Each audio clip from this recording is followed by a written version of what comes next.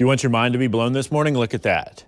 That's the time until Thanksgiving. Yeah, the countdown is in its final day and a half. And the holiday of Thanksgiving is a great time for us to enjoy our friends or family. It's going to be different this year. A lot of people are going to make it small or virtually over Zoom or Skype or something like that. But some small families are getting together. And of course, that's going to include the pets in the holidays activities.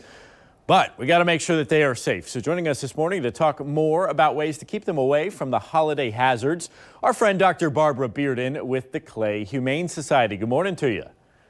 Good morning. How are you doing? Doing great. Thank you. So listen, the Michelucci family just welcomed in a little dog named Ringo. He's a rescue. We're not exactly sure what he is. He's about 10 pounds, and he eats anything in sight because he thinks he's a human. There are some concerns, though, for Ringo and for the other pups when it comes to Thanksgiving. What are the biggest issues that vets are worried about? Yeah, so actually this season we joke it's kind of like pancreatitis season because, our family friends are our furry friends, are our family. So we want to treat them just like we do our human family. But sometimes their GI system just doesn't handle it as well. So they end up with pancreatitis, which includes vomiting or diarrhea.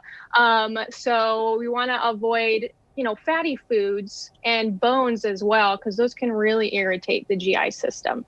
So the bones are really bad and could potentially be deadly. We've all heard the horror stories. Yeah, definitely. Because not only can it cause maybe like pancreatitis, but it can be a foreign body risk as well. So then that would be a surgical fix. And Doc, let's talk about some of these poisonous foods. I think most of us know chocolate, but there's some other surprising things on the list. Yeah, so grapes, raisins, onions, and garlic are big ones, especially with the holidays coming up. And then, some spices are really, not great for them as well. So I just want to, if you can, avoid giving them anything off the table. Maybe just like a little bit of turkey meat would probably be the safest bet. So I've got to ask you this, because sometimes our pets are just not acting normally, but it could be because of the stress. It could be because of extra people around, whatever that is. When do you see this out of the ordinary behavior as something that's worse, that needs medical attention? So just extreme lethargy, or if a dog that normally does want to eat everything in sight just all of a sudden doesn't want to eat anything, that's going to be a big red flag.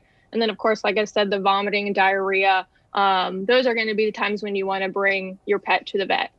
Okay, so certainly you want to look out for those red flags. A little bit of turkey is not going to be a bad thing as long as it's that lean meat and it's good and healthy. And then we can all nap through the end of the day, pups included. Exactly. Dr. Barbara Bearden, thanks so much. We appreciate you representing Clay Humane, and thanks for all you do in the community. Happy Thanksgiving to you and your family. And to everyone at home, Thank you. We'll be right back.